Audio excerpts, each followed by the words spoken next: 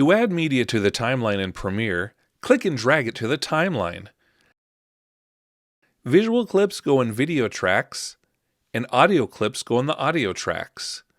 If a sequence hasn't been created yet, a new sequence will automatically be generated. After clips have been added to the timeline, editing can begin.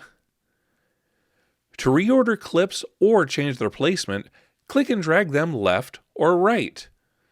Be aware that gaps between visual clips will appear as black in the final video. Clips can be stacked on top of each other as well.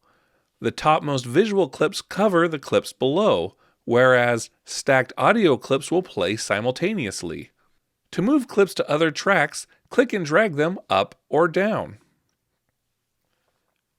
Editing tools are accessible from the toolbar, which is usually located near the timeline. The most common editing tool is the selection tool, which is enabled by default. To trim clips with the selection tool, click and drag the start or end points of the clip inward. The portions that are trimmed can be retrieved at any time by extending the ends of the clip back out.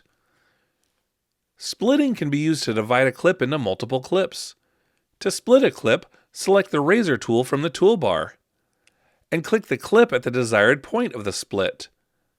The original clip will be divided into two separate clips, which can be edited and moved independently of each other with the selection tool. Clips can be split multiple times. To delete a clip, select it and press the Delete key. The slider along the side of the timeline as well as along the bottom can be used to zoom in and out. More information about Premiere can be found on our other videos. Visit the PLU knowledge base to learn about more advanced video editing techniques.